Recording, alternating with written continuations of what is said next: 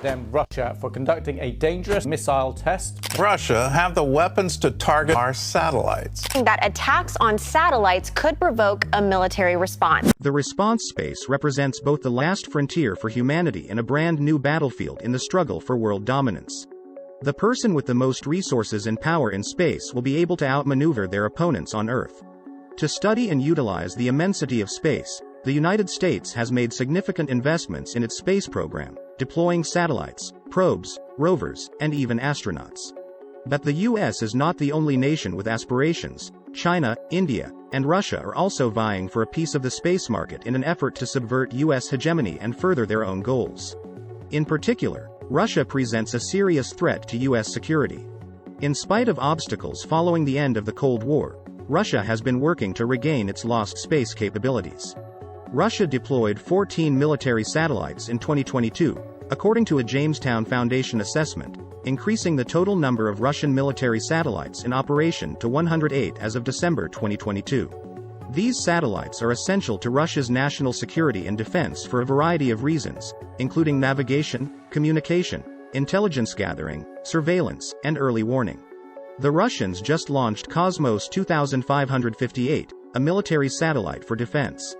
Experts surmise that this spacecraft may be a novel form of electronic intelligence satellite, with the ability to acquire and examine signals from other satellites, radars, and communication systems, even though its precise function and capabilities remain unknown to the general public.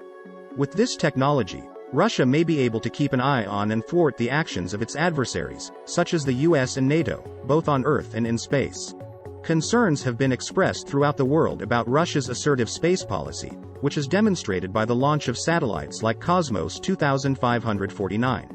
The strategic balance could be upset, national and international security could be jeopardized, and peaceful and commercial space activities like communication, navigation, weather forecasting, and scientific research, all of which depend on satellites and other space systems, could be endangered by the weaponization of space.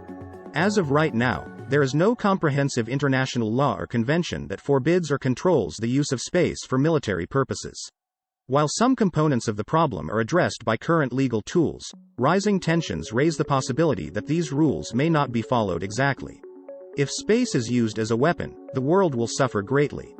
These consequences include threats to the environment, interference with current and future space systems, a higher chance of accidents and conflicts, and moral dilemmas involving international cooperation and peaceful coexistence.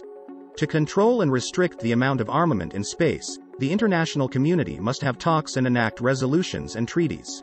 In the absence of such accords, the hazards linked to the militarization of space may have extensive and deleterious effects on the future of humanity. Your ideas are important, so please feel free to express them in the space provided for comments below.